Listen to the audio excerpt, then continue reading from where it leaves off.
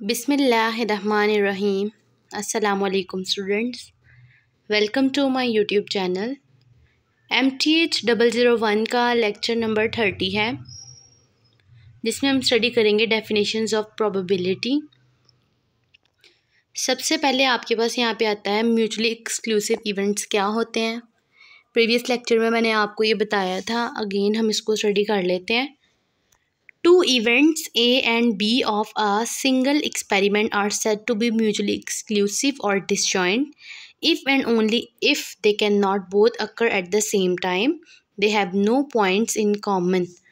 Mutually exclusive events आपके पास ऐसे events होते हैं, लेट सपोज आपके पास दो इवेंट हैं, एक का नाम A है और एक B है। अगर ये दोनों डिसजॉइंट हैं, डिसजॉइंट ऐसे इवेंट होते हैं जिसमें कोई भी चीज़ कॉमन नहीं पाई जाती।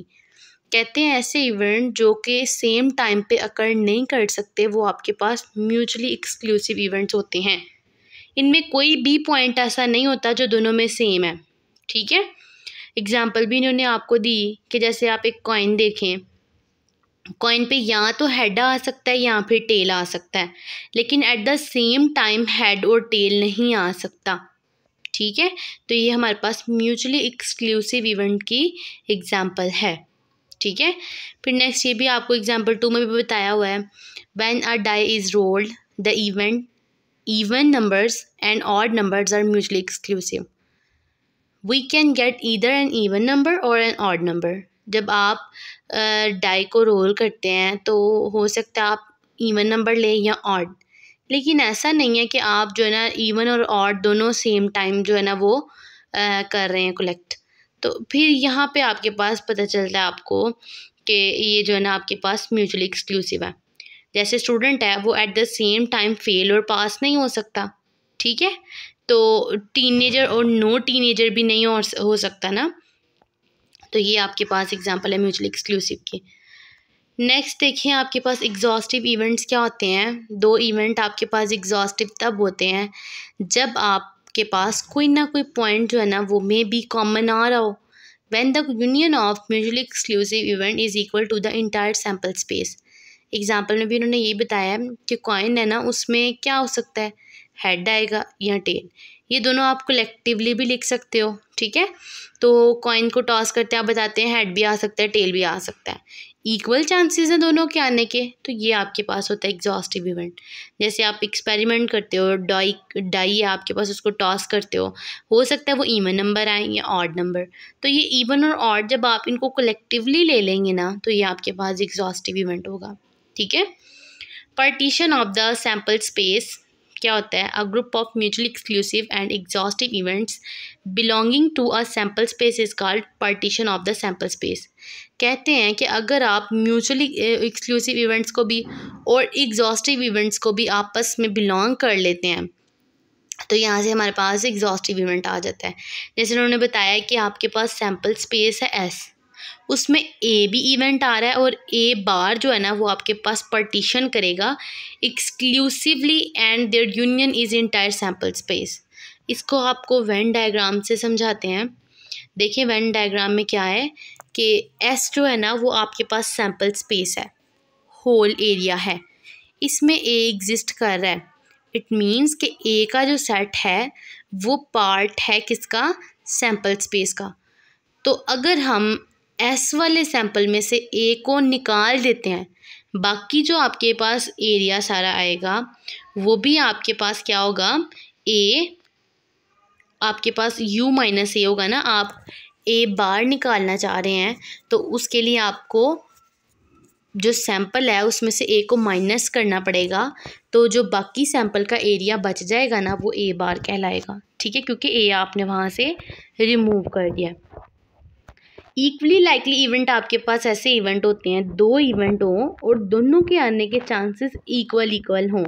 ठीक है, जैसे कि मैंने आपको पहले भी बताया था कि अगर आप कॉइन को टॉस करते हैं तो या आएगा हेड या आएगा टेल, तो दोनों के आने के हाफ चांसेस हैं।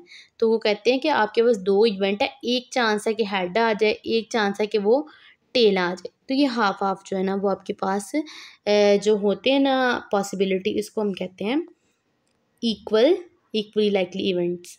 फिर एग्जांपल भी यही इन्होंने आगे से दी हुई है कि अगर कार्ड है आप उसको ड्रॉ करते हैं, ठीक है, ड्रॉन करते हैं, वेल शफल अच्छे से आपने इनको शफल कर लिया है, फिर वहाँ से अब आप जो है ना सेलेक्ट करते हैं कोई भी कार्ड, तो वो 52 कार्ड्स हैं ना, टोटल कार्ड्स में से अगर एक ले रहे हैं तो हर एक कार्ड के आने के चांसेस 1/52 होंगे, क्योंकि 52 में से कोई एक सेलेक्ट होगा तो 1/52 चांसेस होंगे। फिर आ जाते हैं आपके पास सब्जेक्टिव और पर्सनलिस्टिक प्रोबेबिलिटी क्या होती है। As it name suggest, name से पता चल रहा है कि सब्जेक्टिव और पर्सनलिस्टिक प्रोबेबिलिटी क्या होगा। ऐसा मेजर ऑफ स्ट्रेंथ होगा a person's belief regarding the occurrence of an event, जो बताएगा कि इवेंट अक्कर होने के कितने चांसेस है, पर्सन कितना बिलीव करता है। Probability in this sense is purely subjective and is based on whatever evidence is available to the individual. और कहते हैं कि वो प्रोबेबिलिटी बेसिकली होती है चांसेस ऑफ अकरेंस, तो कहते हैं ये जो है ना वो डिपेंड कर रही होती है वो पर्सन पे जो है ना वो बिलीव कर रहा है कि आपके पास क्या एविडेंस मौजूद है एट द टाइम, अवेलेबल क्या है, उसकी बेस पे इंडिविजुअल जो है ना वो डिसाइड करता है, ठीक है, उस बेस पे वो जो है ना वो प्रोबेबिलिटी के चांसेस को सीन करता है, चेक करता है, ठीक है। और डिसएडवांटेजेस के क्या हैं कि 2 और more person faced with the same evidence में अराइव एट डिफरेंट प्रोबेबिलिटीज़। कहते हैं इसका ये नुकसान है कि हो सकता है कि 2 या 2 से ज़ायद लोग एक ही एविडेंस के साथ डिफरेंट प्रोबेबिलिटीज़ में लाई कर रहे हो। तो ये मैं आपको बताती हूँ, जैसे देख लें हमने जो है ना 2 कॉइन ले लिए तो 2 की पावर 2 हो जाता है, 2 हेड आ जाएंगे, 2 टेल आ जाएंगे, फिर एक हेड लेंगे, एक टेल, एक हेड, एक टेल। इस तरह से देखिए ना कि हेड और टेल पहले वाले में आपके पास 2 हेड आ सकते हैं, फिर आप कहते हैं एक में टेल पहले आ जाता है, हेड बाद में, हेड पहले आ जाए टेल बाद में, या फिर दोनों टेल आए। तो ये डिफरेंट जो है ना चांसेस होते हैं आपके पास प्रोबेबिलिटी के अकर करने के, ठीक है, पॉसिबिलिटीज़ होती हैं ये। फिर कहते हैं ऑब्जेक्टिव प्रोबेबिलिटी में क्या होता है, रिलेट्स टू दो situations where everyone will arrive at the same conclusion. तो जो ऑब्जेक्टिव प्रोबेबिलिटी होता है उसमें यही होता है कि आपके पास जो इवेंट्स आएंगे उन सब का सेम कंक्लूजन होगा, जो उनके नताइज निकलेंगे सबके सेम आएंगे। फिर आता है क्लासिकल और प्रियोरी डेफिनेशन ऑफ प्रोबेबिलिटी क्या कहती है। If a random experiment can produce n mutually exclusive and equally likely outcomes, and if m out to these outcomes are considered favorable to the occurrence of the certain event, then the probability of A denoted by PA। इस सारे में समझने वाली बात इतनी सी है, जो यहाँ पे लिखा हुआ है ना PA=m/n, तो जो P है ना वो प्रोबेबिलिटी को डिनोट करता है, A एक इवेंट है, जब A की प्रोबेबिलिटी फाइंड करेंगे तो स्टार्ट में P लगा देंगे। अच्छा, करने का तरीका ये है कि आपने नंबर ऑफ़ फेवरेबल आउटकम्स को ऊपर रखना है और जो टोटल पॉसिबल आउटकम्स है ना उनको नीचे। जैसे मैं कहती हूँ कि PA = 1/2, यानी कि M1 है N2 है, तो यानी कि टोटल जो चांसेस है ना वो 2 थे, ठीक है, टोटल नंबर ऑफ़ इवेंट्स 2 थे और आने के चांसेस 1 थे, यानी कि 1/2। तो ये आपके पास प्रोबेबिलिटी आ जाएगी PA की। बताने का मकसद ये है, नीचे total number of possible outcomes होगा और ऊपर होगा जितनी फेवरेबल आउटकम्स आ रही हैं, ठीक है। उसके बाद देख लें आपके पास एग्जाम्पल इन्होंने दी हुई है कि if a card is drawn from an ordinary deck of 52 playing cards, तो टोटल जो है वो आपके पास क्या है 52, ठीक है। Find the probability that the card is red card, और सेकंड वाला है द कार्ड इज़ 10, तो टोटल कार्ड 52 है, ठीक है। तो टोटल देखिए आउटकम्स आपके पास 52 हो जाएंगी, 13 कार्ड हैं, रेड होते हैं, फिर इस तरह से वाइट कार्ड होते हैं, फिर जो है ना वो बाकी कार्ड्स भी होते हैं, टोटल मिला के 52 बन जाते हैं, ठीक है। नीचे में बताया मैं डायमंड के होते हैं, फिर क्लब के होते हैं, स्पेड के होते हैं, तो 52 टोटल हैं। उसमें से उन्होंने कहा सिर्फ रेड वाले बताने हैं, रेड कार्ड। तो रेड कार्ड जो है the number of outcomes favourable कितनी है, रेड कार्ड के लिए 13 है, ठीक है, 13 रेड के लिए हैं, और पॉसिबली जो है ना कार्ड आपके पास जो M है ना नंबर ऑफ़ फेवरेबल आउटकम्स, वो हो जाएंगी 26। 26 कैसे आएंगी कि आपके पास 13 कार्ड्स जो है ना वो डायमंड के होंगे और 30 जो है ना वो हार्ट के हैं, वो दोनों के दोनों रेड कार्ड्स होते हैं, तो 13 और 13 आपके पास 26 आ जाएगा। तो टोटल रेड कार्ड्स 26 हैं और कितने में से 52 में से, तो ये आपके पास आ जाएगी प्रोबेबिलिटी PA 26 डिवाइडेड बाय 52। जब आप इसको कैलकुलेट करेंगे तो 1/2 आपके पास आंसर आ जाएगा। फिर सेकंड वाले में उन्होंने क्या पूछा था, सेकंड वाला था आपके पास कार्ड जो है ना वो 10 हो, कार्ड इज़ 10, वो कब आ रहा है, तो आपके पास देखिए प्रोबेबिलिटी बी की क्या आएगी, 4 आपके पास ऐसे कार्ड है जिनमें 10 आ रहा है, 4 डिवाइड बाई 52 करेंगे तो आपके पास चांसेस 1/13 हैं, ठीक है।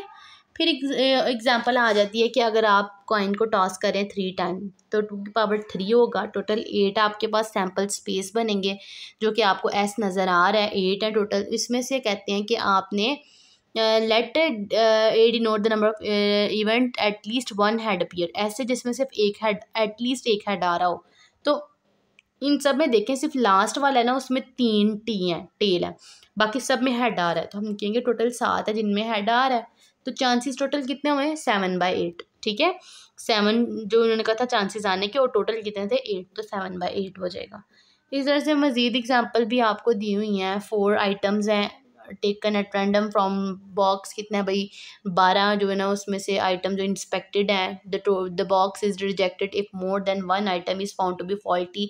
अगर बॉक्स में एक से ज़्यादा आइटम जो है ना वो फॉल्टी निकल आएँ तो क्या होगा, बॉक्स को रिजेक्ट कर दिया जाएगा। If there are 3 faulty items in the box, तो कहते हैं अगर 3 हो, ठीक है, एक से ज़्यादा होगा तो फॉल्टी है, अगर 3 फॉल्टी निकल आए, find the probability by the box is accepted, कितनी प्रोबेबिलिटी है, कितने चांसेस हैं कि बॉक्स एक्सेप्ट हो सकता है। तो हमने पहले देख लेना, टोटल 12 थे, ठीक है, 12 बॉक्स जो है ना उसमें से 4 जो है ना वो आपके पास रैंडम आपने टेक कर ली है, रैंडमली ले लिए हैं, ठीक है। तो टोटल 12 को जो है ना वो आप कम्बिनेशन 4 से लें, 495 आ जाएगा। आपने कैलकुलेटर से 12 लेना है, फिर सी प्रेस करना है, कम्बिनेशन फिर 495 आ जाएगा।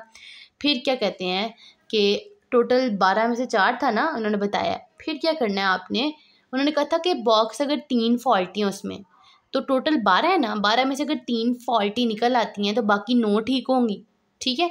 तो आपने जो है 12 को देखे 2 पार्ट में डिवाइड करना है, 3 और 9 में, ठीक है, 3 9, और देखिए 3 के नीचे आपने 0 लिया कम्बिनेशन में, और नेक्स्ट टाइम आपने 1 लिया, ठीक है। इट मीन्स कि अगर आपके पास कोई भी जो है ना वो फॉल्टी नहीं है, तीनों में से आती, तो ज़ाहिर है जो बाकी की 9 आइटम्स बची हैं उसमें से जो है ना वो 4 आपके पास जो है ना वो इंस्पेक्टेड आ रही हैं, ठीक है, जो आपने रैंडमली ली हैं।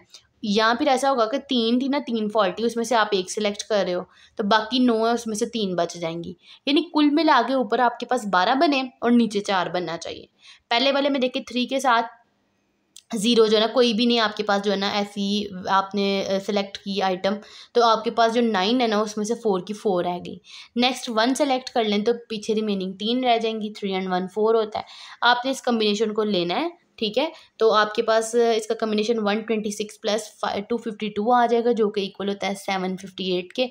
ये आपके पास जो वैल्यू आई है ना 758, इसको आपने डिवाइड करना है 495 पे, जो कि टोटल आपके पास था 495, यानी 12 और 4 का, तो वो आपके पास जो वैल्यू आएगी 0.76 होगी, तो यही आपके पास करेक्ट वैल्यू होगी, ठीक है।